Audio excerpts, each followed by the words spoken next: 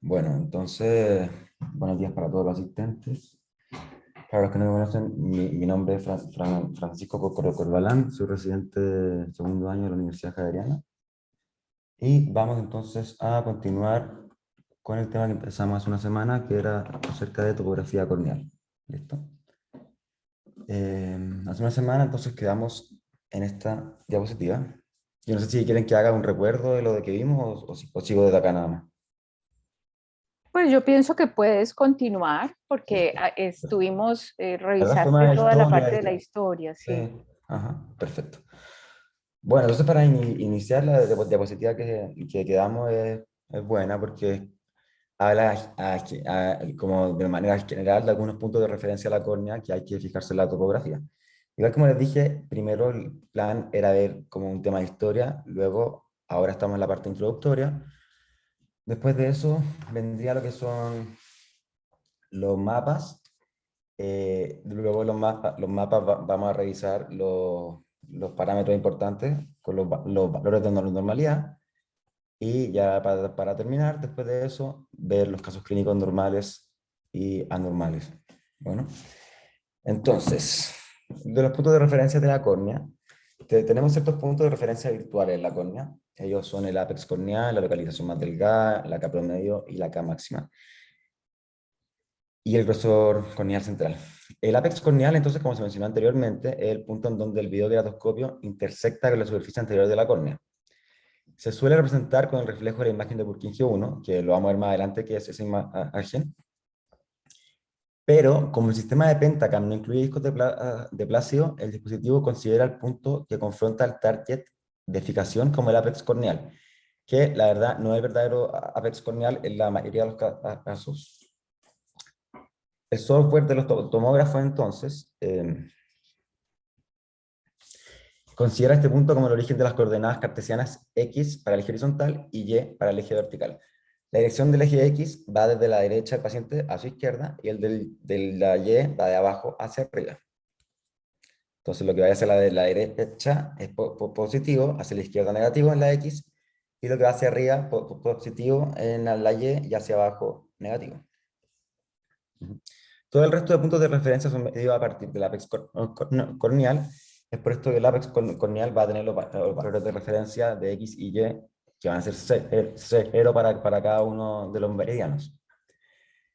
El grosor corneal se denomina como CCT, grosor corneal central, y dependiendo de la tecnología utilizada, su medición va desde de las 534 a las 575 micras. La localización más delgada es la localización del punto más delgado medido en la córnea. Se suele denominar como TCT. En un estudio multicéntrico internacional basado en Pentacam, Feng y colaboradores reportaron un promedio de TST de 536 micras, valores bajos, las 469 o 435, esto era de menos 2 a menos 3 desviaciones estándar, se esperaban en menos del 2,5, o sea, se esperaban en menos del 2,5 y 0,15% de córneas normales respectivamente. En este estudio, el promedio de las coordenadas en el eje en el X fue de 0,44 milímetros temporal y en el Y fue de 0,29 milímetros inferior en relación al ápex corneal. La KM o K promedio es el promedio aritmético de la queratometría simulada en la superficie anterior de la córnea. Si nos basamos en dispositivos con discos de ácido, la KM normal es de menos de 47,2 dioptrías, mientras que en el sistema Pentacam el valor normal de la KM es menor de 48 dioptrías. Y la K máxima es el valor de K máximo medido con el mapa de curvatura sagital en la superficie anterior corneal. Y la verdad, para este dato no hay una referencia normativa al momento.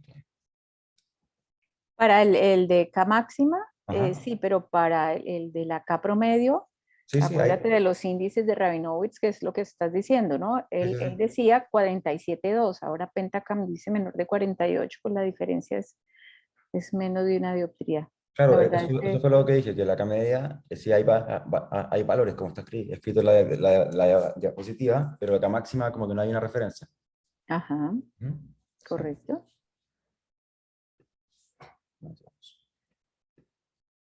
Eso. Entonces, la topografía corneal se desarrolló para suministrar una información mucho más completa de la arquitectura de la córnea, ya que analiza áreas de hasta 6 o 7 milímetros de diámetro, analizando desde 10.000 hasta 122.000 puntos, dependiendo de qué sistema usemos. Los nuevos equipos también brindan información de la cara posterior de la córnea, conocida ahora como tomógrafos corneales. Los programas computarizados han impulsado de gran manera el desarrollo de estos equipos, que nacieron del simple análisis subjetivo de la reflexión de una serie de discos concéntricos de la córnea, descritos por Plácido, como les comenté hace una semana. Posteriormente, a la topografía de reflexión se sumó el uso de algún tipo de hendidura, lo que permitió realizar estudios tridimensionales de la córnea, incluyendo su cara posterior, constituyendo lo que ahora se llama tomografía corneal.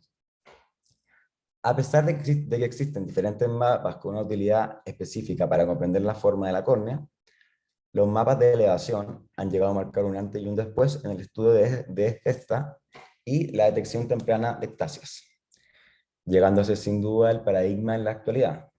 Prueba de esto es que los tomógrafos y equipos más sofisticados se basan en ellos para poder generar la información que proporcionan. Es por esto que algo fundamental a tener en cuenta en el análisis de la topografía corneal son los principios en los cuales se basa cada dispositivo para realizar su análisis. Entonces lo que vamos a hacer ahora es ir viendo por separado en qué consiste cada uno de los principios. Está por un lado el principio de reflexión, que es el más antiguo y que ya lo nombré en la charla anterior. Luego, en antigüedad le siguió la alevación por hendidura, que fue lo que se agregó. Y por último está el principio de Scheimpflug, que también lo vamos a ir viendo. Bueno, entonces, el principio de reflexión. Como sabemos, se va a pasar los discos del doctor Antonio Plácido. Los mapas van a estar centrados en la primera imagen de Purkinje, que son las imágenes de Purkinje. Las imágenes de Purkinje son imágenes que los objetos luminosos proyectan por reflexión sobre la superficie óptica de los ojos. Se conocen 4 imágenes de Purkinje: 2 corneales que se perciben sobre su cara anterior y posterior, y otras 2 cristalinianas formadas en la cara anterior y posterior del cristalino.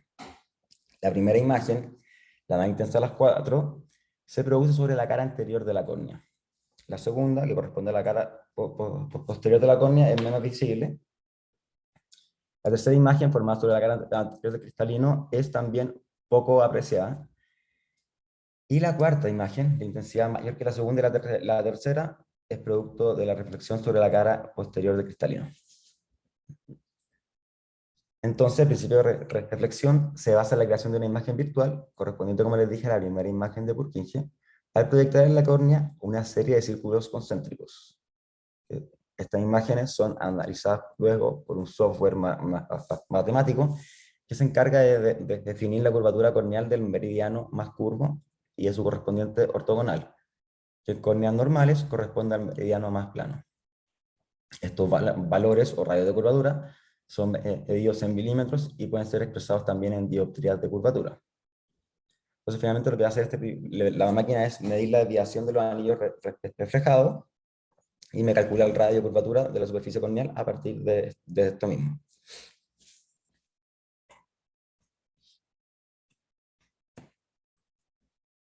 La elevación por hendidura. La elevación por hendidura se basa en el análisis de una luz de hendidura que recorre todo el espesor corneal.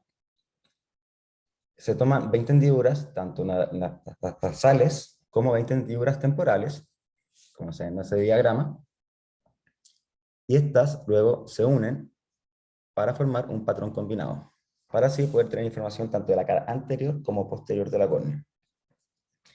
Con los datos recogidos por las imágenes de hendidura, se pueden construir directamente los mapas de elevación de la cara anterior y posterior de la córnea.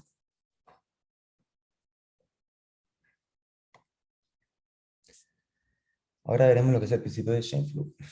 En la fotografía convencional, el plano del objeto, el plano del lente y el plano de la imagen son paralelos, lo cual da una profundidad de foco limitada en casos en donde se debe analizar superficies curvas o en una serie de objetos que no están en el mismo plano, como el caso de la córnea con su superficie anterior y posterior.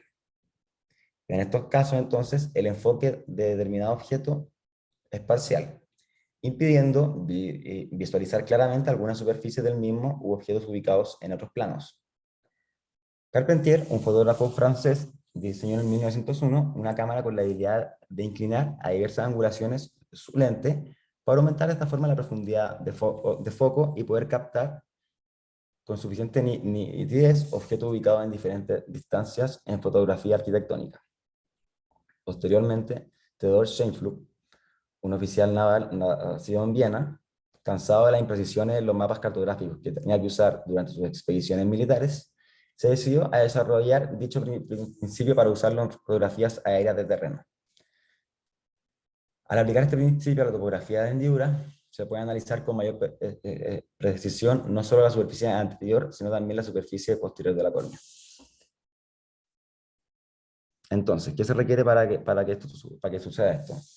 Se requiere que el plano que contiene la luz y el plano de la imagen se corten en un puntos con ángulos correspondientes iguales, como pueden ver aquí. Entonces aquí se van a cortar con un ángulo correspondiente que son iguales tanto para el haz de luz y el plano de la imagen. Entonces, al existir una inclinación en los tres planos, se logra incrementar significativamente la profundidad de foco y finalmente pasaríamos de un resultado de una fotografía convencional, que se ve que el foco está solamente acá en el centro y no en los alrededores, a esto, que es una imagen de Scheinflug que, si vemos, no perdemos el foco ni de cerca ni, ni lejos.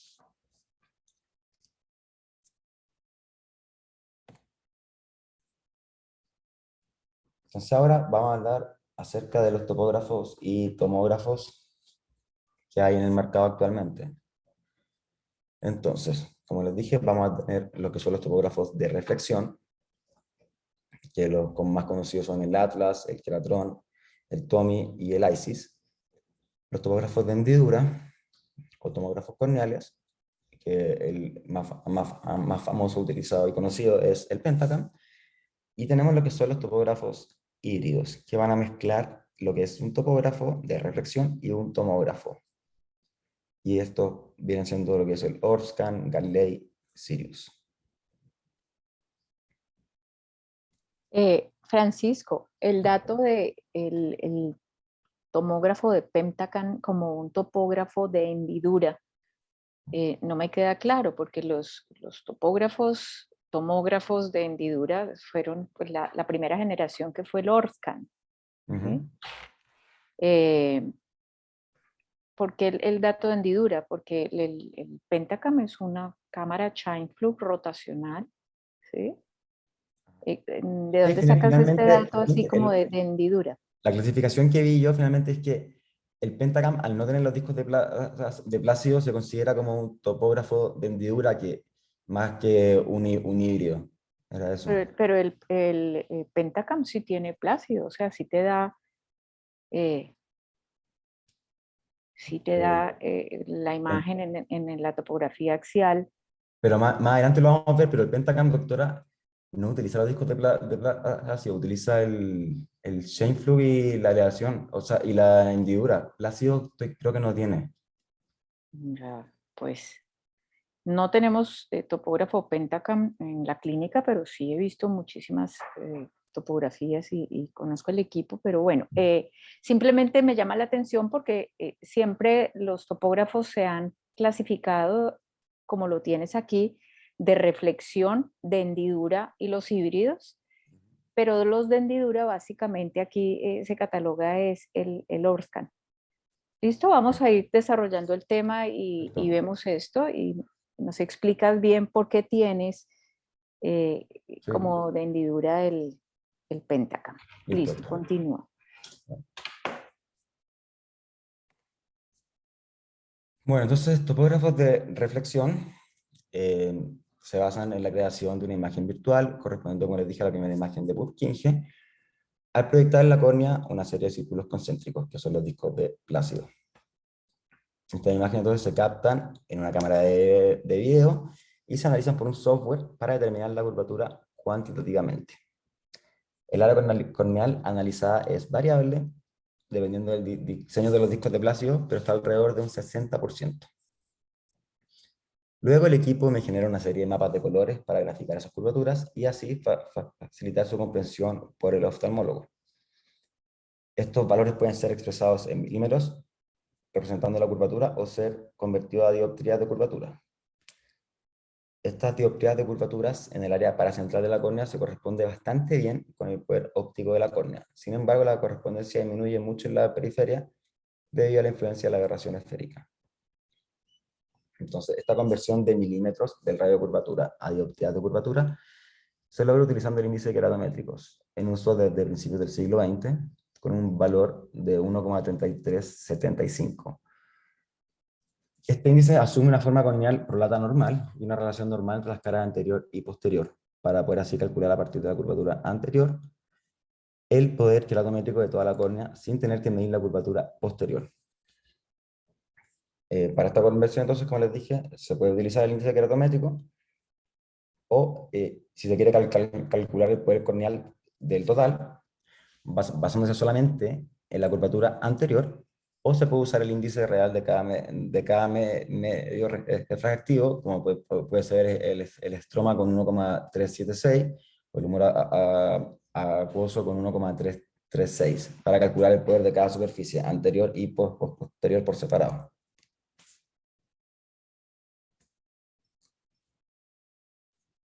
Acá está lo de los topógrafos de hendidura. Entonces, topógrafos de hendidura o Pentacam, según la clasificación que leí, se basa en el análisis de una luz de hendidura que recorre la córnea.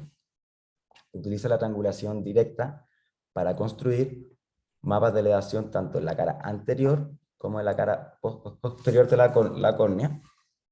En el caso del Pentacam, se trata de una hendidura rotacional cuya imagen es captada por una cámara que posee el principio de Scheimpflug y va rotando 180 grados cada 2 segundos. Como la hendidura recorre todo el espesor corneal, permite analizar tanto la cara anterior como la posterior. Sin embargo, en el área central, los topógrafos de hendidura tienen menor precisión para definir la curvatura. Con los datos recogidos por las imágenes de hendidura se pueden construir directamente mapas de elevación, tanto de la cara anterior y posterior de la córnea. Y para construir estos mapas de elevación se usan unas esferas de referencia, usualmente conocidas como esferas de mejor ajuste o Best Fit Sphere, para medir la distancia en micras del perfil corneal real respecto a esa referencia, lo cual facilita la detección de la diferencia entre córneas normales y anormales. Si se emplearan los datos crudos de elevación, las diferencias entre ojos sanos y enfermos serían menos evidentes, y es por ello que se construyen estas esferas de referencia. El Pentacam entonces captura 25 hendiduras meridionales con su cámara rotacional, tanto en cara anterior como en la cara posterior, y con los datos de elevación, el equipo construye los mapas de elevación y adicionalmente genera mapas de curvatura anterior, estos similares a los obtenidos con los sistemas que utilizan de manera adicional los discos de Plácido. Aunque existe discusión entre los expertos en cuanto a la sensibilidad del proceso para crear los mapas de curvatura del Pentacam, ha demostrado una buena correlación con los equipos que utilizan los discos de Plácido. Entonces, doctora, por lo que veo en esta imagen, y según lo que leí yo, sí, no tiene los... Pentacam no tiene discos de tiene como Plácido. el cono. Como te No, digo, no, yo no tengo, nosotros no tenemos el equipo, veo las topografías impresas, no, el claro, equipo es que no lo finalmente lo que hace el conozco. Pentacam es como simular un Plácido, o sea, el mapa de curvatura anterior, el sagital y el tangencial, me lo hace a través de la De elevación. hendidura. Claro. Y finalmente se logra el efecto, y o sea, finalmente son comparables, pero no es que utilice el principio de reflexión para hacerlo. Correcto, ok. Un comentario, pues, de hecho, creo que esa es una de las ventajas supuestas que tiene el Galilei sobre Ajá. el Pentacam, y es la incorporación de los anillos de Plácido, que nos dan una Y eso. más información. Digamos que los que usamos Galilei, pues pensamos en eso, ¿no? Pero Así es. Y las dos cámaras en lugar de una, ¿no? También, eso va Dos más cámaras adelante. de Scheimpflug. Usa dos cámaras Galilei. Pero sí, es por eso finalmente entonces el nombre de topógrafo de hendidura, nada más. Ok, sí. Confuso eso porque, como te decía, la primera generación de los tomógrafos fue precisamente el Orscan y maneja ese principio, como bien lo dijiste, de hendidura que va 20 de un lado, 20 del otro, los del centro se sobreponen y entonces la información aquí es más confiable. Pero no sabía que se llamaba al Pentacam como un topógrafo de hendidura también. Perfecto. Listo. Listo, continúa, Francisco. Continuemos. Bueno, y continuando entonces, tenemos los que son los topógrafos híbridos, que comercialmente está el Orscan, el Galilei y el Sirius. Entonces, estos equipos híbridos lo que emplean es una combinación de la tecnología de reflexión, como los discos de Plácido, y también le suman la hendidura. Como disponen de más información, los datos de reflexión de los discos en la cara anterior, que son muy sensibles para los mapas de curvatura, y los datos obtenidos por la triangulación directa para los mapas de elevación de ambas caras, pueden construir mapas corneales mucho más completos, tanto en la superficie anterior como en la superficie posterior. El Orbscan, por su parte, usa la reflexión para crear los mapas de curvatura anterior y la hendidura para crear los mapas de elevación. Entonces, finalmente, el Orbscan como que me separa. Por un lado, me va a hacer con la reflexión los mapas de curvatura, y por otro lado, me va a hacer con la hendidura los mapas de elevación. Y recordar que el Orbscan no tiene Scheimpflug.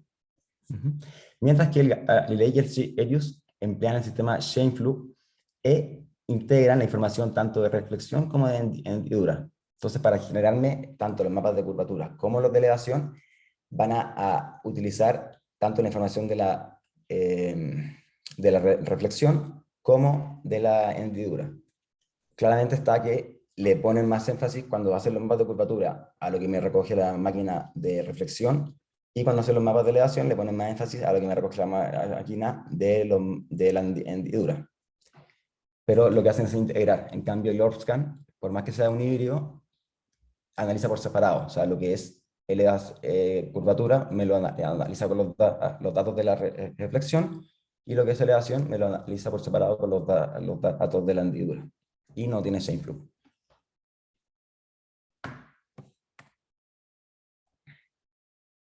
Entonces, en síntesis, la topografía por reflexión es muy buena para medir las curvaturas de la cara anterior, pero no permite medir paquimetría. No permite evaluar la cara posterior, y no tiene mapas de elevación fieles, ya que son deducidos matemáticamente. La tecnología de hendidura o tomografía permite medir paquimetría y permite realizar mapas de elevación y curvatura tanto de la cara anterior como posterior de la córnea. Pero, como les dije, los mapas de curvatura en la tecnología de hendidura, como viene siendo el Pentacam, son poco fieles en el área de los 3 milímetros centrales.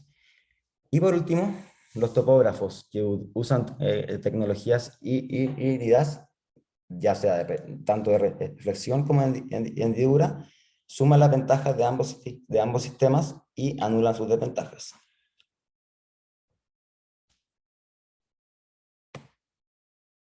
Listo. Entonces, de los topógrafos híbridos, el Galilei tiene dos cámaras de Scheimpflug y una cámara frontal convencional para la digitalización de las imágenes de Plácido. El Sirius y el Pentacam tienen solamente una cámara de Scheimpflug. Entonces, como ven acá en esta imagen, aquí tenemos las dos cámaras de Scheimpflug del Galilei, y al centro la cámara convencional para la reflexión de los discos de Plácido. El propósito de que este equipo tenga 2 cámaras incluye el de mejorar la calidad de la medida de la paquimetría. Los descentramientos durante la toma, debido a las diferencias de los medios de refracción, pueden llevar a errores de percepción por parte de las cámaras. Estos errores se evidencian cuando se mide la paquimetría corneal. Si se descentra la córnea hacia la cámara, se ve más gruesa. Y si se descentra alejándose de la cámara, se ve más delgada. Como el descentramiento es impredecible, no existe un algoritmo que pueda compensar esos errores si se usa una sola cámara de Scheimpflug, como en el caso del Pentacam. Mientras que al usar 2 cámaras, el error de una cámara anula el de la otra por estos 180 grados de diferencia entre ambas. Además, ya que solo se requiere una rotación de 180 grados, a diferencia del Pentacam, cuya cámara debe rotar 360 grados, el tiempo de adquisición de las imágenes es más corto, lo cual me permite mayor precisión en los resultados de ese examen. El Galilei, además, va a ser un sistema de eye tracker guiado por las características del iris para compensar los movimientos oculares y la ciclotorsión. El Galilei puede capturar entre 15 y 60 imágenes de hendidura y 2 tomas de los 20 anillos del disco de Plácido. El total de puntos analizados en la córnea en este equipo es de 122.000 puntos. Una característica muy importante del Galilei es que integra la información de Plácido y de la hendidura, a diferencia del Orscan, como les dije, que calcula los mapas de curvatura basándose en la reflexión y la elevación basándose en la información que le brinda la hendidura. Entonces los mapas del Galilei incluyen los anteriores de curvatura, que como les dije, le va a dar más peso a los datos del principio de reflexión, pero de todas formas igual utiliza los datos que le da el principio de hendidura.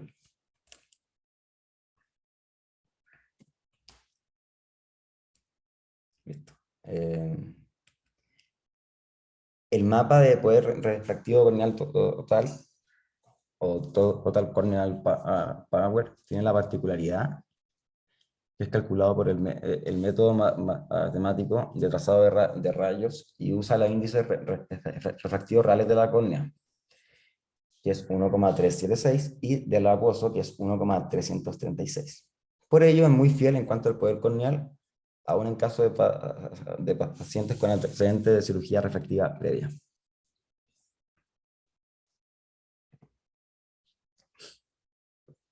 Esto es un reporte entonces de un Galilei. En la pantalla podemos ver que muestra 4 mapas simultáneamente. Este es el llamado reporte refractivo. ¿Qué me incluye el reporte refractivo? Me incluye el mapa anterior axial, el mapa paquimétrico, el mapa de elevación anterior y posterior de la córnea. En la columna derecha, la flecha blanca que está ahí me indica el índice con el que se calculó. En este caso fue el índice keratométrico, que es 1,3375. Y estos mapas, entonces, estos mapas se pueden calcular utilizando el índice keratométrico de Gullström, que contiene el factor de compensación para el poder negativo de la cara posterior de la córnea, y por ello nos va a dar una información aproximada de lo que es toda la córnea, o se puede realizar con el índice corneal real, generando la información solo de la cara anterior. Para la cara posterior, también calcula los mapas de curvatura de manera similar, teniendo en cuenta el índice de refracción real de la córnea y del humor acuoso. Listo. Vamos entonces ahora a analizar los mapas por separado. En todo caso, esta es como la parte introductoria, como les dije. Más adelante ya vamos a ver los mapas bien y con ejemplos de cada uno. Perfecto, pero queda bien claro la división que hiciste de los 3 tipos de topografía, ¿no? Está bien, sigue. Perfecto. Bueno, entonces. Existen dos tipos básicos de mapas de curvatura. Está el mapa axial, anteriormente ya vamos a digital. Este mapa se construye midiendo el radio de curvatura a los diferentes puntos de la superficie corneal en relación con el eje axial, que pasa por el centro del mapa. Como ven, este es el eje que pasa por el centro del mapa. Entonces esto se usa como referencia y todos los puntos son calculados a partir de este eje axial.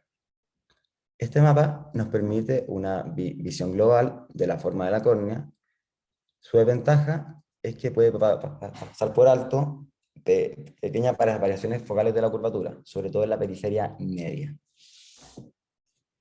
Y por otro lado, tenemos el mapa tangencial o instantáneo o meridional. Su cálculo se basa en un enfoque matemático diferente, midiendo los rayos de curvaturas focales sin relacionarlos con el eje axial. Mide la curvatura entonces en un punto dado, en una dirección meridional, en relación con otros puntos de un anillo en particular. Entonces, puede ser más preciso que el mapa axial, pero asimismo su interpretación a veces es más difícil.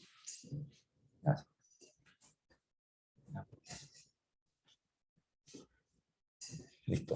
Entonces, mapa axial o sagital, entonces me mide la curvatura de determinada área de la superficie corneal con respecto a un eje axial de la córnea, asume la córnea como esférica y forzando a que todos los rayos que lleguen a la córnea tengan un foco en el eje óptico de la córnea que es usado como referencia.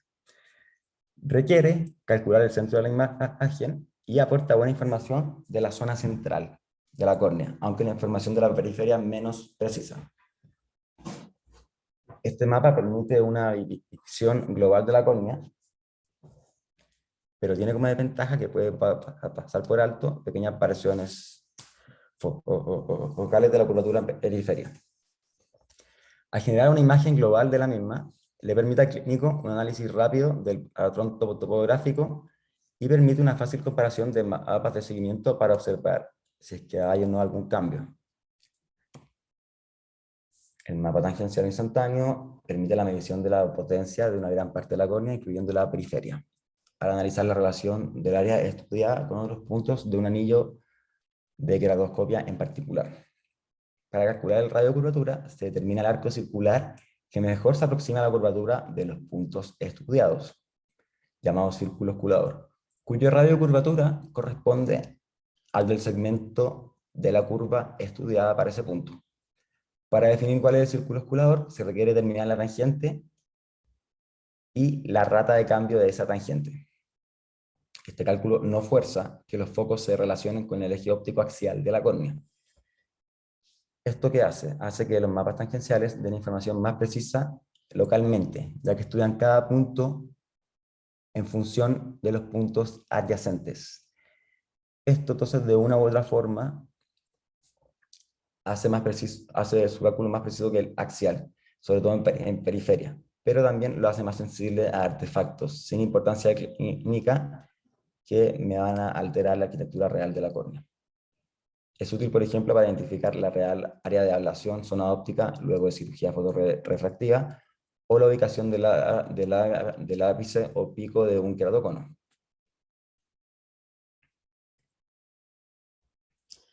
Entonces, ahora comparar un mapa axial y sagital. Entonces, recordarnos que el mapa axial da una idea global de la forma corneal y describe la curvatura de forma general o su poder.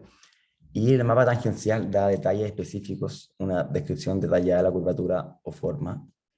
Y ambos son idénticos en el centro y varían hacia la periferia. Esto es una imagen de un topógrafo de reflexión, un queratrón específicamente, y una forma rápida de saber cuál mapa es cuál, de manera general, y no se cumple siempre, pero se cumple gran parte de las veces, es que el mapa axial, que es el que tenemos a la izquierda, es como hacer un zoom a la parte central del mapa tangencial. Esto es algo aproximado, más o menos. Pues si nos fijamos, claro, el mapa axial es como si le hiciéramos un zoom a la parte central del mapa tangencial. Y esa es la imagen del mapa axial.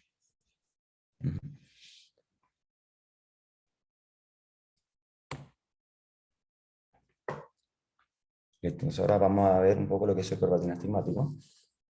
Un concepto importante de conocer respecto a los mapas de curvatura es el corbatín astigmático. Debemos recordar que la córnea es una superficie tórica, Esto quiere decir que tenemos dos ejes de curvatura, uno más curvo y otro más plano. En el caso de que sea un astigmatismo regular, ambos meridianos formarán entre sí un ángulo recto o de 90 grados, y el eje más curvo estará indicado por una línea roja sobrepuesta en el mapa, y el más plano por una línea azul también sobrepuesta en el mapa, como vemos en estas imágenes. Entonces, cuando el astigmatismo es a favor de la regla, hace referencia a que el meridiano más curvo se encuentra en el eje vertical. Tendremos un corbatín vertical de colores cálidos, entonces, como lo vemos aquí. Que el astigmatismo sea contra la regla hace referencia a que el meridiano más curvo se encuentra en el eje horizontal, como vemos aquí. Más adelante, igual de todas formas, hablaremos de regularidad y simetría del corbatín. ¿Cuándo es que nos referimos a un corbatín simétrico?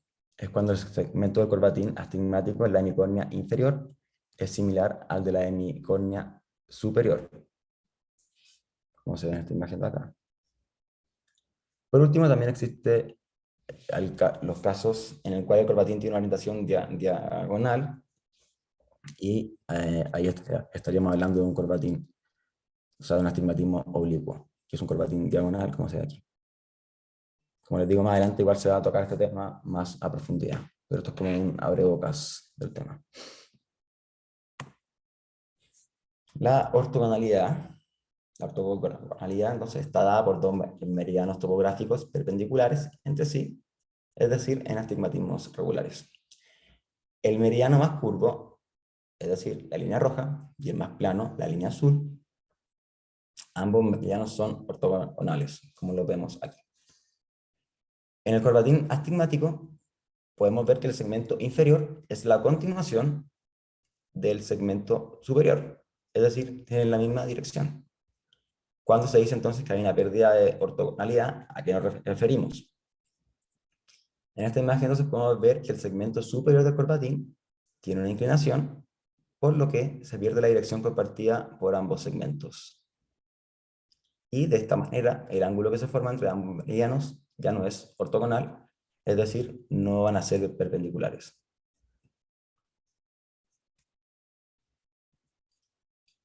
¿Qué grado de desviación se acepta como normal? ¿Hasta qué grado de desviación? Lo ideal es que fueran perfectamente ortogonales, pero Doctora, igual más adelante lo vamos a ver, pero es 22 grados.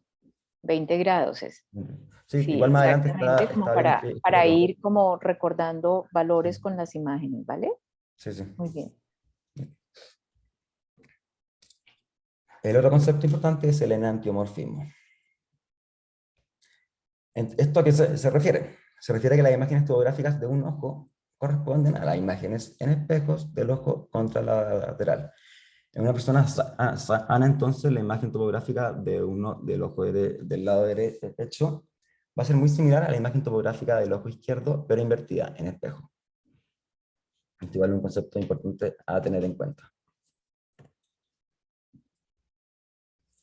Listo, entonces, de forma introductoria, los mapas de elevación para ya entrar de lleno al análisis de los mapas por separado. Tenemos que saber que la superficie de la córnea es similar a la superficie de la Tierra en términos de elevaciones y de presiones. Estas elevaciones y presiones deben medirse y expresarse para tener una tomografía realista de la córnea. La principal diferencia entre la Tierra y la córnea es que la primera tiene una superficie de referencia, el nivel del mar, a partir de la cual se realizan todas las elevaciones, y que son las montañas, montes, cerros, y las de depresiones, que son los valles. Debido a que la córnea no tiene una superficie de referencia natural similar, es imperativo crear una artificial que se base en los radios centrales medios en la superficie examinada. Entonces, ¿qué son los mapas de elevación? Los mapas de elevación se construyen a partir de una diferencia entre la localización espacial de un punto detectado por el sistema versus una superficie de referencia ideal calculada por el mismo sistema. ¿Qué vendría siendo esta superficie ideal? Por lo general, la superficie de referencia utilizada suele ser de forma esférica, calculando su radio de manera que tenga las menores diferencias con el perfil corneal estudiado. Pero también pueden ser poliedros asféricos, elipsoides, o asferotóricos como elipsoides tóricas. La computadora del dispositivo me construye una superficie de referencia para cada superficie corneal que se captura. Y la computadora me va a ajustar la superficie de referencia con la superficie medida y me considera todos los puntos por encima de la superficie de referencia como elevaciones, mostrándose en valores positivos y con colores cálidos. Y considera todos los puntos por debajo de la superficie de referencia como depresiones, mostrándose en valores negativos y con colores fríos. Entonces aquí está entonces la superficie de referencia. Lo que está sobre ella se considera entonces como positivo y me lo va a representar en colores más cálidos. Y por debajo se va a considerar negativo y en colores más fríos. Los puntos de coincidencia entre la superficie de referencia y la superficie medida se muestran como ceros o como si estuviéramos a nivel del mar, dando un ejemplo. Entonces la referencia acá está en 0. Hay dos posiciones de la superficie de referencia. Por un lado tenemos el modo de flotación, acá a la izquierda, y por otro lado tenemos el modo de no flotación, acá a la derecha.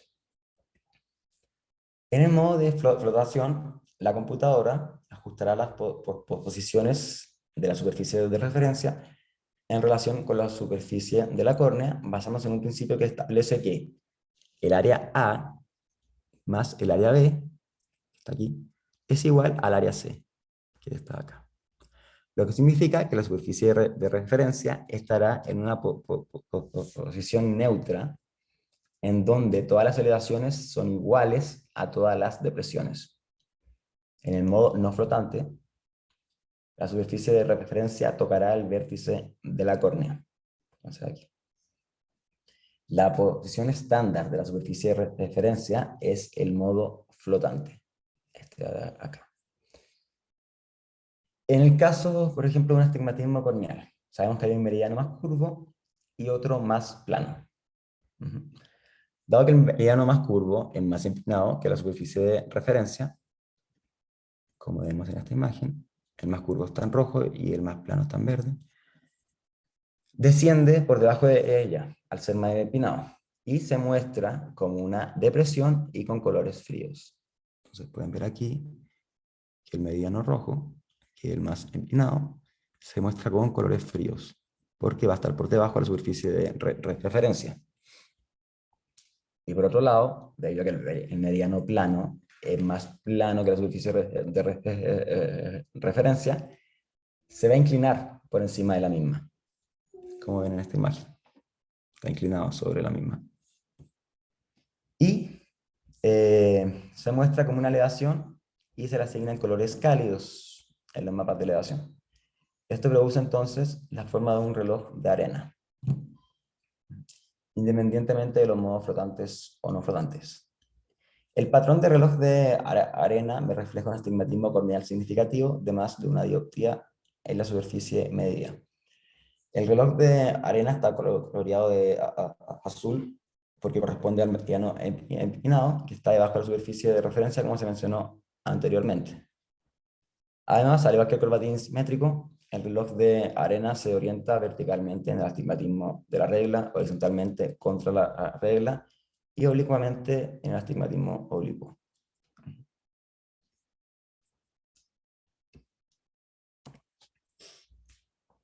Listo, entonces para que vean aquí, traigo como un resultado de un informe tanto de Pentacam como de Galilei. Y ahora los vamos a ir viendo por separados cada cual. Entonces, antes de entrar ya de lleno al tema y como por último, de la parte introductoria, vamos a ver algunas indicaciones de topografía corneal. La primera indicación, entonces, podría ser su cirugía refractiva para detectar candidatos en busca de patrones y formas corneales normales y descartar patrones sospechosos o ectásicos. También puede servir postoperatoriamente. La topografía puede ayudar a evaluar el cambio dióptico creado a nivel corneal, descartando la ablación descentrada o incompleta. También me puede diagnosticar una ectasia post-excimer u otros cambios. El queratocono o ectasia corneal, la topografía me permite la detección temprana de sospecha de ectasia corneal o de queratocono. De hecho, es una de las funciones más útiles de la misma. El queratocono temprano y los sospechosos se ven normales en el examen con lámpara de hendidura, y la queratometría central, los 3 milímetros, brindan solo una aleación limitada. Por lo tanto, la topografía se ha convertido en el gold estándar en la detección de casos sospechosos de ectasias corneales o queratocono. En caso de queratoconos establecidos, el papel de la topografía es primordial para monitorear la progresión y hacer, por ejemplo, un cross-linking oportuno y en la adaptación de lentes de contacto. Ahora, astigmatismo post-cirugía. El astigmatismo corneal post-cirugía de catarata y post-queratoplastia se puede estudiar con el topógrafo y se puede planificar la retirada selectiva de suturas u otras intervenciones. En la planificación quirúrgica, en casos con astigmatismo, por ejemplo, los cirujanos utilizan incisiones de relajación limbal y otros métodos de colocación de incisiones guiados por topografía para reducir el astigmatismo postoperatorio. Efecto de los trastornos corneales y de la superficie ocular, trastornos como por ejemplo un pterygium o un dermoide limbal, cicatrices corneales localizadas, pueden causar un cambio de la topografía corneal y por lo tanto para monitorización es muy útil. Y otros usos de topografía corneal podría ser adaptación de lentes de contacto, colocación de incisiones y colocación de anillos intrastromales en queratocono.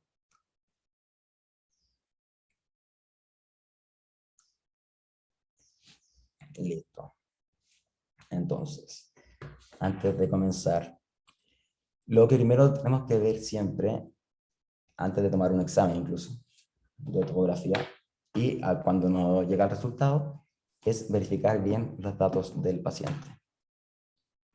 Porque no es la primera vez que le van a tomar un examen a alguien equivocado, o que los datos estaban mal, etc. Entonces eso es importantísimo siempre. Luego de eso se debe posicionar bien al paciente, sentarlo cómodamente y que quede bien centrado con el equipo. Y se le debe brindar de manera clara las instrucciones para la realización del examen, para que nos coopere y la imagen salga lo más confiable o fidedigna posible. El uso de lentes de contacto. Sabemos que es muy frecuente, sobre todo en los pacientes candidatos para cirugía refractiva, el uso de lentes de contacto. Por lo que en los pacientes con lentes de contacto blandos se recomienda suspender su uso 2 semanas antes de hacer el examen, y los pacientes con lentes de contacto rígidos, las permeables, se debe recomendar su uso, la suspensión de su uso por lo menos 3 semanas antes de hacer el examen, ya que las alteraciones en este tipo de lentes puede durar incluso hasta 10 semanas. Yo no sé, los doctores que tienen más experiencia que yo claramente, ¿qué tiempo recomiendan para la suspensión del uso de lentes de contacto?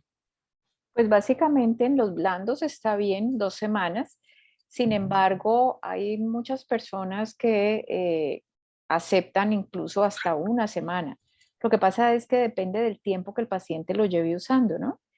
Existe una regla de oro, y es que por cada 10 años de uso, uno debe dejar 1 mes sin lente de contacto al paciente para evitar cambios de warpage corneal, como de aplanamiento por el lente, incluso si es blando. Pero como te digo, es relativo, y yo diría que ese límite de 2 semanas es bastante apropiado para blandos.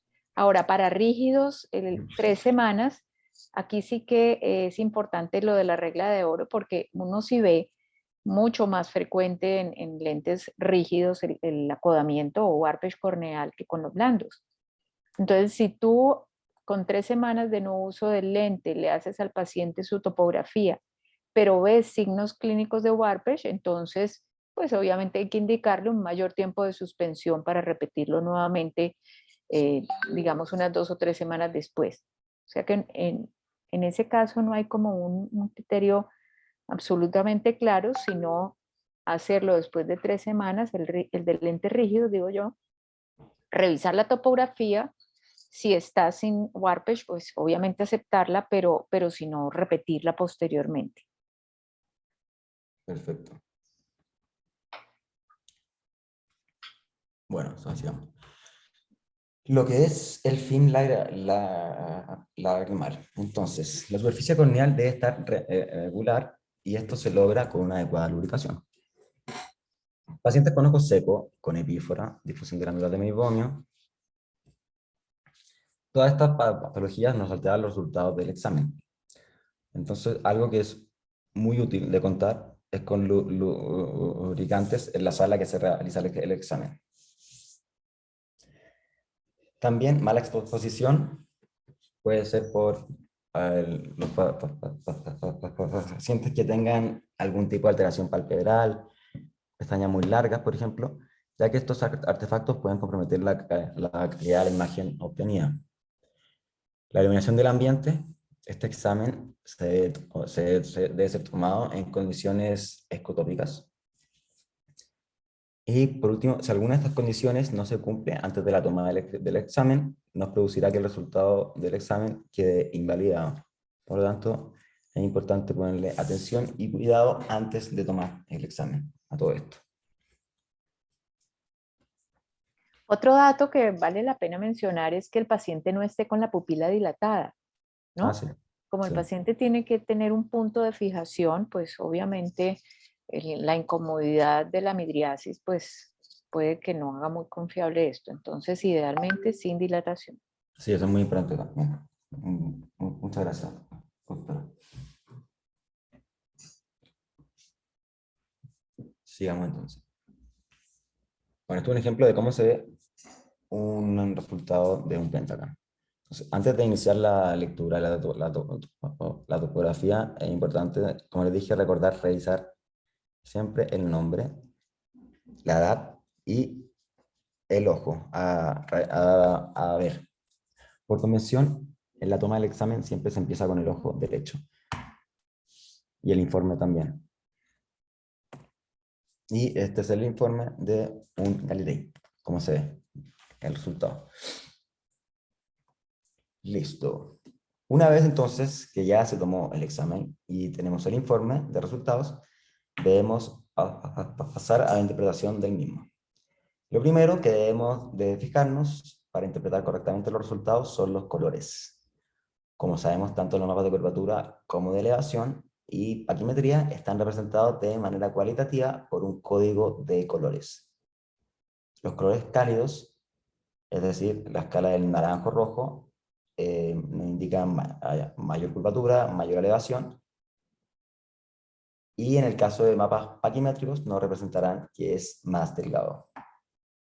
Curvaturas altas y valores de elevación por encima de la esfera de referencia nos va a representar los colores cálidos. Los colores intermedios, amarillo-verde, nos habla de curvatura media, niveles de elevación similares a la esfera de referencia. Y los colores fríos, escala de celeste, del azul o violeta, nos van a identificar las áreas de menos curvatura, de menor elevación, y lo que es menos delgado, o sea, lo más grueso, en mapas asimétricos. Entonces, aquí están las curvaturas más planas y los valores de elevación por debajo de la esfera de referencia.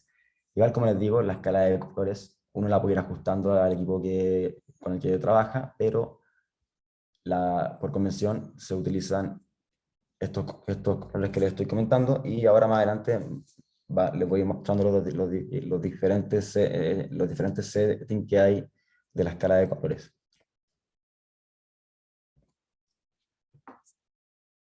Esto es importante, yo no sé si el doctor Piñero está conectado, pero esta semana tuvimos un caso en su consultorio de una paciente que nos llegó con un resultado de un examen de curvatura, o sea, una topografía, creo que era un pentacam, y le revisamos el mapa agital de un año, del 2018 creo que era, versus el 2022, y se veía unos cambios en la curvatura anterior que me decía como, no me calza, o sea, no entiendo qué pasa.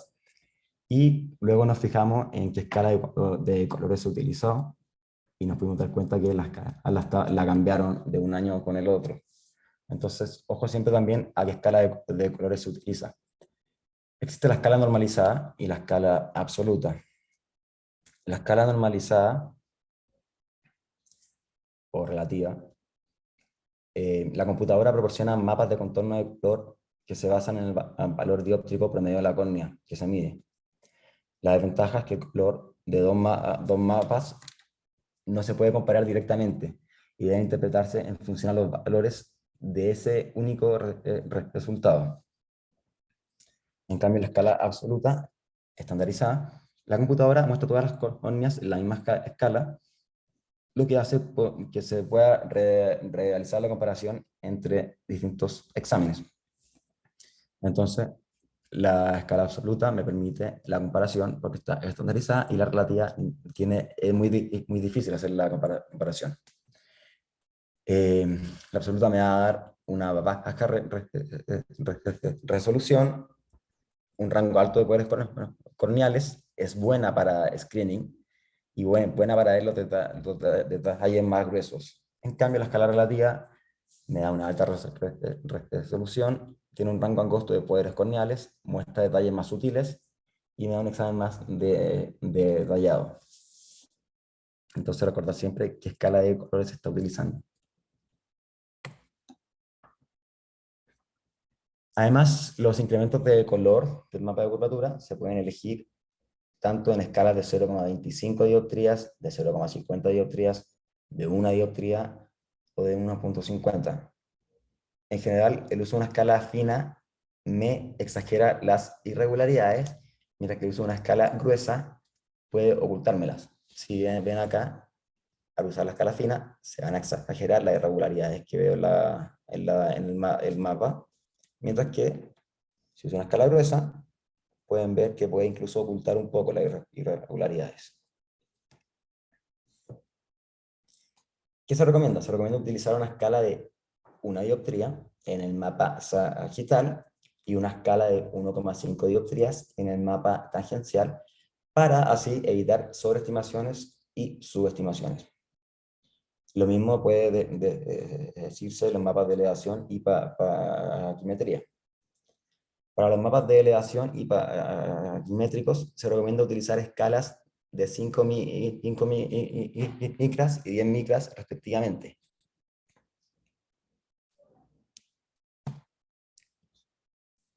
La escala de colores del Pentacam. Entonces, además existen diferentes conjuntos de escalas de color en el software del Pentacam.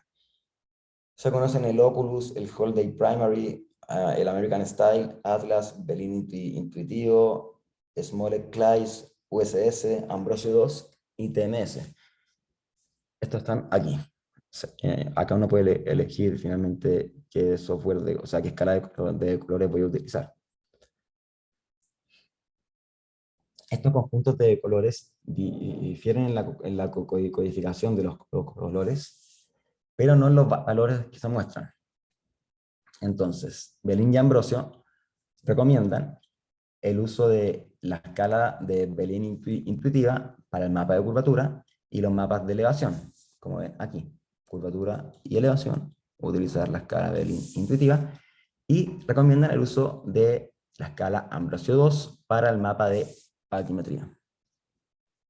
Sin embargo, los examinadores pueden elegir el conjunto de colores con el que estén más familiarizados, pero lo que sí se recomienda en todos los casos es utilizar la escala de color absoluta y escalas de 1 dioptría para el mapa de curvatura, escala de 1.5 dioptrías para el mapa tangencial, la escala de 10 micras para el mapa de paquimetría y 5 micras para el mapa de elevación. Y también utilizar siempre la opción de 61 colores.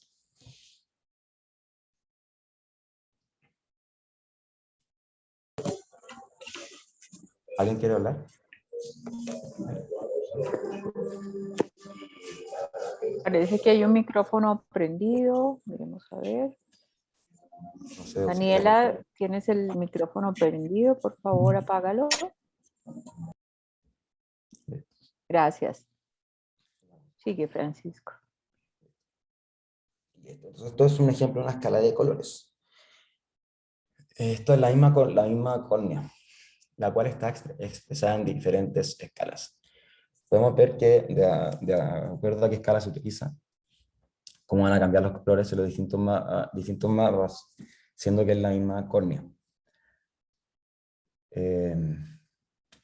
Los colores cambian, los colores no van a cambiar porque son estándar, pero por eso siempre antes de leer un mapa hay que fijarse qué escala se utilizó, qué conjunto de colores se utilizó y en cuánto están ajustados los steps o pasos.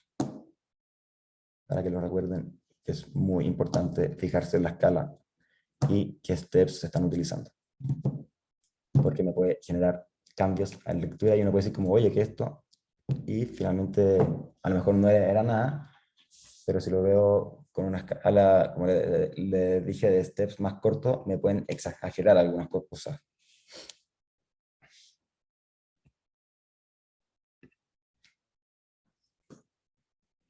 Y la escala de colores del Galilei, también se recomiendan algunos unos tipos, pasos y colores según qué mapa se esté analizando. En el mapa de curvatura axial anterior y tangencial anterior se recomienda el uso de la escala por default que viene en el equipo, que es la CGA.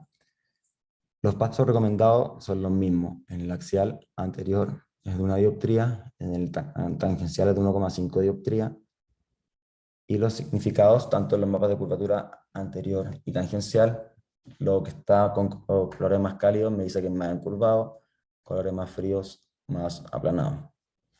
Ahora, si nos vamos al mapa paquimétrico, me recomiendo utilizar la escala German CGA. Los pasos que me recomienda el Galilei son distintos a los que me recomienda el Pentacam. Acá me recomiendan utilizar la escala de 20 micras. Y lo que está más rojo me significa que me va a estar adelgazado, y lo que está más cálido, o sea, más frío, me significa que me va a estar más engrosado.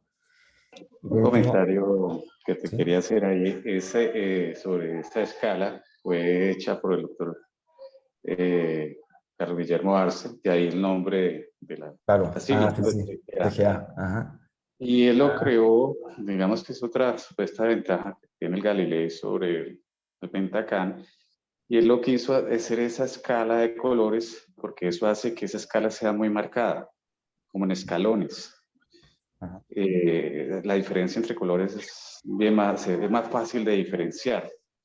Entonces, por ejemplo, cuando nosotros tenemos lo que él llama un prequeratocono, que es otra clasificación que él está haciendo, nos permite, por ejemplo, en esos corbatines o en esas topografías donde tenemos mucha duda, el poder diferenciar el número de escalones de colores. Es decir, si nosotros tenemos una imagen que nos muestra muchas escalitas de colores, nos puede también orientar a que esa córnea puede ser un prequeratocono.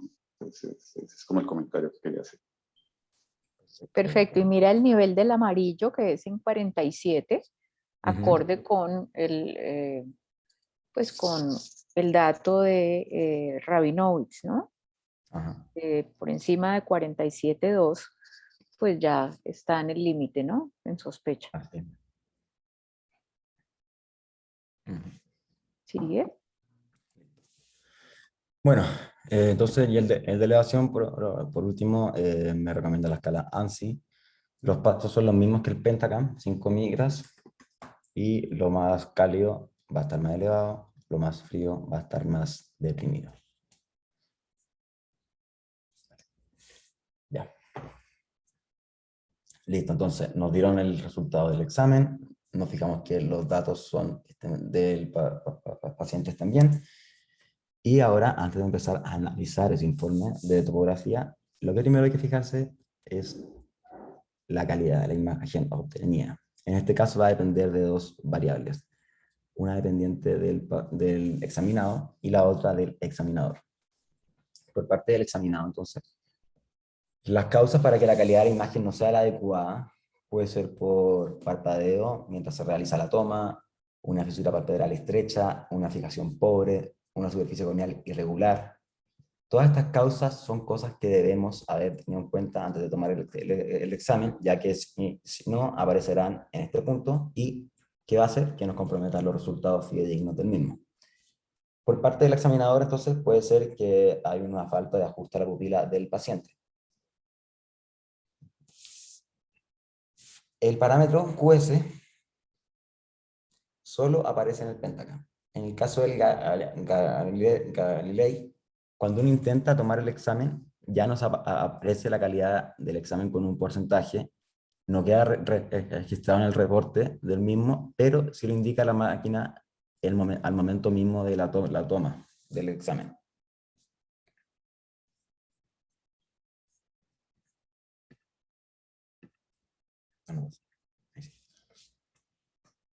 Listo. Cuando nos sale entonces el QS en amarillo, significa que debemos verificar los datos, y si nos sale en rojo, significa que debemos repetir el examen.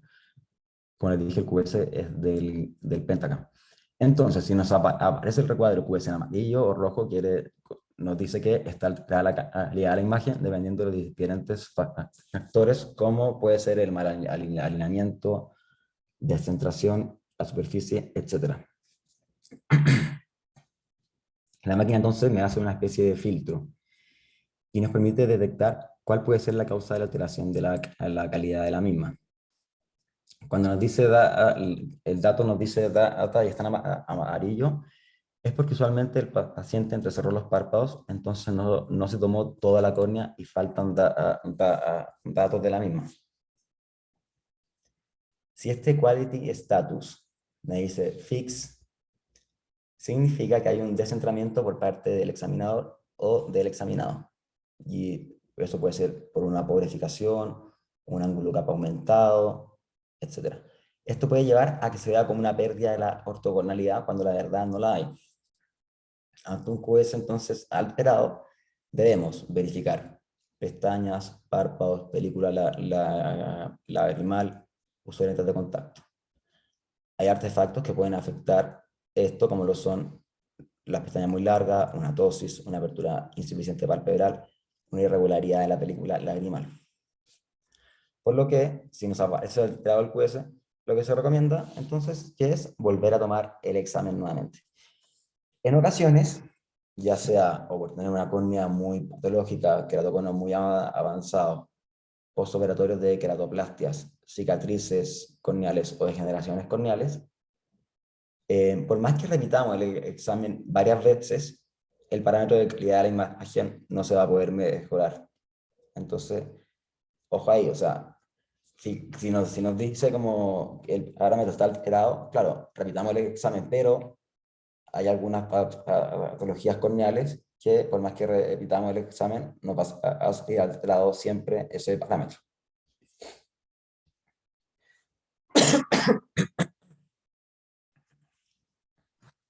Francisco, disculpa que te interrumpa, te habla Oscar Piñeros. ¿Cómo está, doctor? Ahí está. Antes de que sigas al siguiente paso de la presentación, quiero hablar un poco sobre lo de la calidad de la imagen, porque recientemente he tenido pacientes para cirugía refractiva en los cuales la presencia de un leucoma, así sea muy tenue, muy poco denso, puede causar imágenes alteración de las imágenes topográficas que sugieren queratocono. Entonces, hay que mirar muy bien la córnea y hacer la correlación con la imagen topográfica. De hecho, tengo un caso muy interesante de una paciente con blefaritis que tenía una queratopatía superficial y el cuadro topográfico era muy sugestivo de queratocono. Sin embargo, esta paciente se le trató su blefaritis, su alteración epitelial, y la paciente mejoró completamente tanto el cuadro corneal como el cuadro topográfico, y se pudo, la pudimos operar de cirugía refractiva, de modo que, digamos, ese es el mensaje de esta diapositiva, y es correlacionar la imagen topográfica con la imagen corneal que tenemos en la biomicroscopía. Correcto, válido. Gracias, ¿Algún Osquita. comentario? Continúa. ¿No? Listo, perfecto, doctor. Bueno, ya comenzando el análisis entonces. Una de las cosas que tenemos que ver y que nos sirve para todos los mapas, tanto de curvatura como de elevación, es la queratometría media anterior. En el Pentacam lo informan como KM, en el Galilei lo informan como Simca. O sea, aquí está en el Pentacam como KM y en el Galilei como Simca. Es el promedio aritmético de las queratometrías simuladas en los 3 milímetros centrales de la superficie anterior de la córnea. Según que se utilice, van a ser los valores de corte. En los dispositivos de discos de ácido, la KM normal es inferior a 47.2 dioptrías. Que esto, por ejemplo, es válido en el caso del Galilei, como lo expliqué anteriormente. Mientras que la KM normal en dispositivos que usan Scheimpflug, o sea, no Scheimpflug, en dispositivos de hendidura como el Pentacam, es inferior a 48 dioptrías. El punto de corte anormal va a ser de 48 a 50 dioptrías en Pentacam, y alto riesgo más de 50 dioptrías.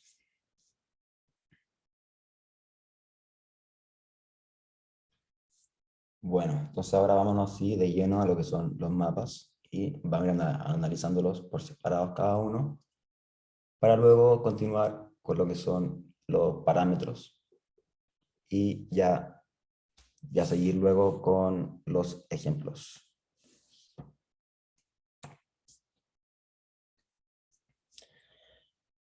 Entonces, enfocándonos en el mapa de curvatura, debemos fijarnos en los posibles los patrones de curvaturas presentes en los mapas. ¿En qué se basan estos patrones de curvatura? Se basan en tres principios, que son simetría, ortogonalidad y enantiomorfismo. El grupo A, que está acá arriba la imagen, el grupo A son córneas simétricas, que mantienen la ortogonalidad y el enantiomorfismo. Vamos a tener un patrón redondo, oval, o un corbatín simétrico. La incidencia para cada uno de estos grupos es de un 23, 21 y 18% aproximadamente. Luego sigue el grupo B. En el grupo B, si nos fijamos, se rompe la simetría, manteniendo la ortogonalidad y el enantiomorfismo. Entonces vamos a tener el encurvamiento superior, que acá está, y se va a brillar como SS. El corbatín asimétrico, que es el que le continúa. Luego luego viene un corbatín asimétrico con elevación superior. Luego sigue una elevación inferior. Y por último, un corbatín asimétrico con elevación inferior.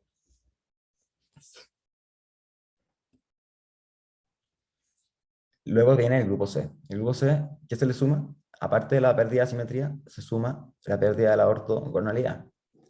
Y en estos casos que tenemos, vamos a tener un corbatín simétrico con eje desviado, por pérdida de la ortogonalidad. O sea, puede ser un corbatín simétrico con pérdida de ortogonalidad o un corbatín asimétrico con pérdida de ortogonalidad también. Y el grupo D, o los patrones especiales, está compuesto por el patrón en ala de mariposa, pinzas de cangrejo, la de vertical, uno irregular o el payaso.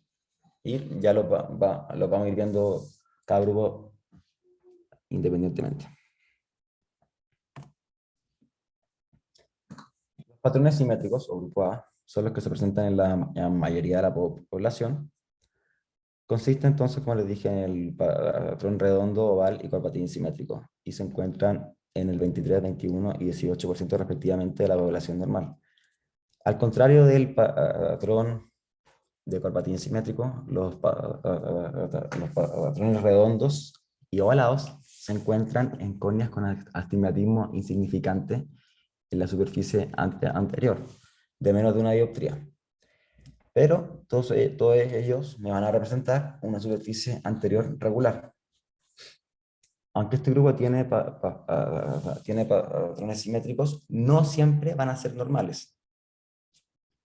¿Listo? Entonces recordar aquí ya los valores de corte que explicamos anteriormente, de menos de 48 dioptrías en caso del Pentacam y menos de 47.2 en caso de utilizar discos de Plácido. El patrón redondo. ¿Qué me dice? El redondo es cuando el poder dióptrico es igual en los dos, en el eje longitudinal y en el eje horizontal. El patrón oval, en cambio, hay cambios en el poder dióptrico. Va a ser mayor en el eje longitudinal que en el transversal. Y por último, como el corbatín simétrico. Como les dije, el grupo A se considera anormal cuando la KM es más de 47.2 dioptrías en dispositivos basados en pasivos o más de 48 en dispositivos que se basan en la hendidura. Por lo tanto, no todos los patrones simétricos son normales.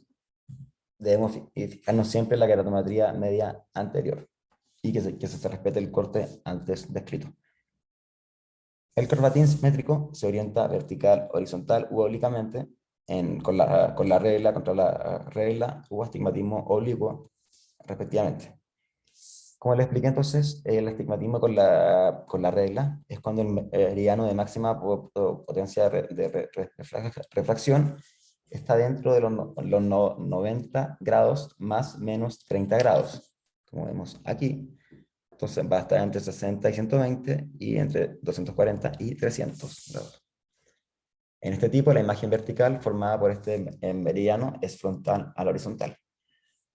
El astigmatismo contra la regla es cuando el meridiano de máxima potencia de refracción está dentro de 180 grados más menos 30 grados. O sea, como se ve aquí, va de 150 a 210 y de 30 a 330. Y en este tipo, la imagen horizontal formada por este meridiano es frontal a la otra vertical.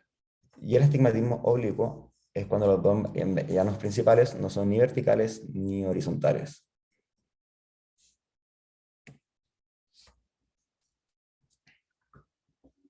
Entonces, acá tenemos en la imagen de la izquierda un corbatín simétrico vertical, lo cual me indica un astigmatismo con la regla. En la imagen del centro vamos a tener entonces un corbatín simétrico horizontal, y esto que me indica un astigmatismo contra la regla. Y en la última imagen vamos a tener entonces un corbatín simétrico, como se ve, pero está oblicuo. Entonces, ¿qué es? Es un astigmatismo oblicuo. Tú mencionaste dentro de la diapositiva anterior la descripción de oblicuidad entre 15 y 30 grados, pero es básicamente, ¿viste? Sí, en esa imagen de ahí. Ajá. Correcto. Y ahorita en esta imagen que estás mostrando, La otra. pasa la otra. Fíjate Claro, que sí. allí está por encima Es que de ese nivel. finalmente, sí, Entonces, sí, perfecto. eh, allí está como en el limbo de acuerdo a lo que estás, a lo que describiste anteriormente, ¿no? Porque ahí sería entre 30 y 60 el patrón Claro. de oblicuidad más que de 15 a 30.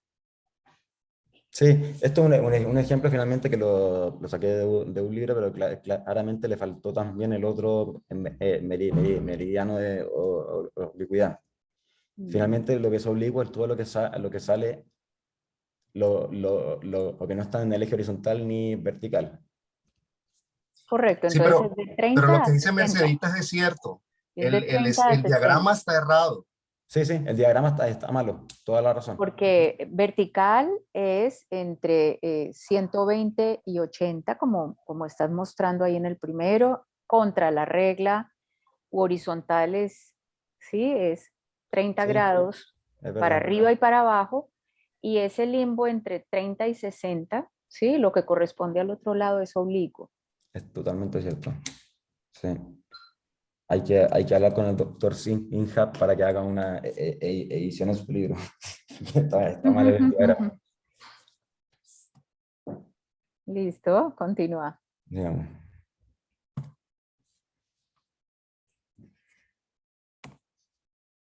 Bueno, el grupo B es cuando una vez que ya se pierde la simetría, entramos entonces a los patrones asimétricos, que sería el grupo B. Este grupo se constituye de los corbatines asimétricos con empinamiento inferior, corbatín asimétrico con empinamiento superior, empinamiento inferior y empinamiento superior. El corbatín asimétrico con empinamiento superior y el corbatín asimétrico con empinamiento inferior se encuentran en el 12 y 20% de la población normal, respectivamente. Aunque este grupo tiene sus patrones son asimétricos, no siempre son anormales. El grupo B se considera anormal en caso de la KM anormal o en caso de que haya una simetría vertical anormal. La simetría vertical se define como la diferencia entre los valores promedios inferior y superior, que se miden en 5 puntos, tanto inferior como superior a 1,5 milímetros de distancia del ápice corneal y separados por 30 grados, como lo describió originalmente el doctor Rabinowitz.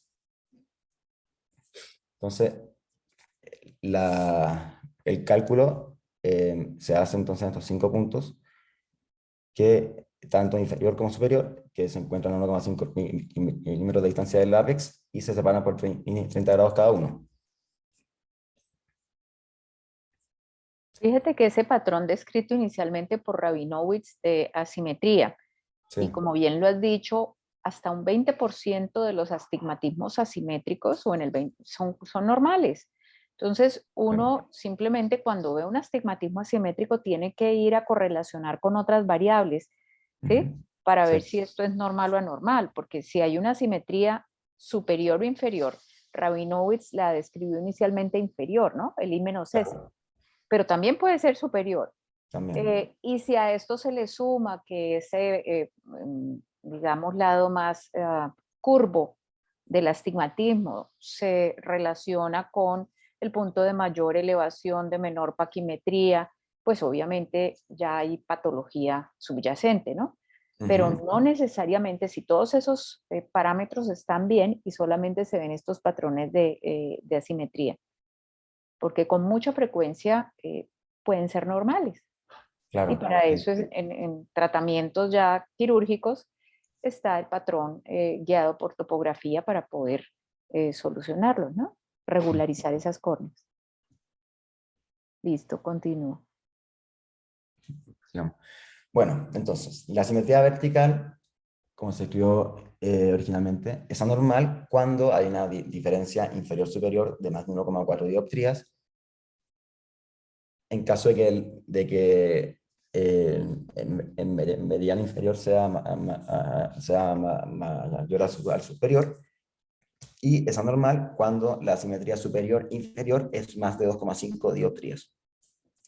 Dado que la mayoría de los dispositivos no muestran la diferencia de esta manera, con los punticos en el centro, descrito originalmente por Rabinowitz.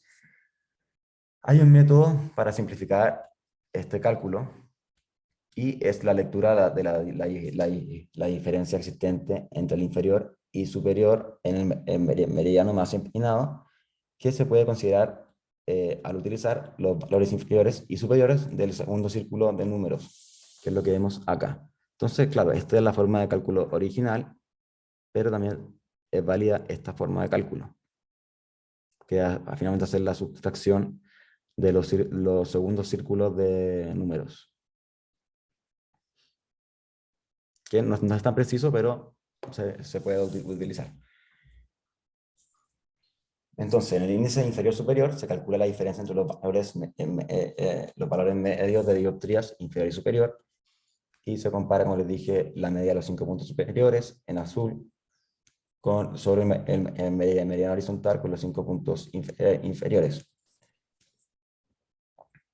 Correcto, entonces mira que esos segundos puntos, ¿sí? Con respecto al centro geométrico de la córnea, fíjate que esa topografía de abajo a la derecha tiene circulitos en negro que muestran el área a 3, 5, 7 milímetros, ¿sí? Del centro. Y entonces estás parado allí en estas bolitas rojas en un área por fuera de los 3 milímetros, es decir, el segundo punto con respecto al centro. Exacto, y aunque tú no tengas ahí el índice medido, simplemente si tú miras el punto correspondiente en el mismo sitio, arriba y abajo, o en cualquier sentido de asimetría, pues ahí ya vas a ver los datos de asimetría y de posible patología, ¿no? Francisco, creo que por el tiempo tenemos que parar acá. Son ya las 9 de la mañana. Continuaremos, si Dios permite, la próxima semana con el tema. Y con todos estos conceptos, muy importante mirar, como te decía, como la imagen de la topografía real, como para empezar a afianzar los conceptos teóricos. Sí, es el plan. Muchísimas gracias por toda esta valiosa información. Espero que los otros residentes y los estudiantes estén aquí también presentes, eso veo. Y para todos nosotros también es un repaso importante. Muchísimas gracias a todos, que tengan un buen resto de día y semana y nos vemos la próxima. Gracias, doctora. Buen día para todos. Gracias. Que estén muy bien, hasta luego. Muchas gracias, doctor. A todos.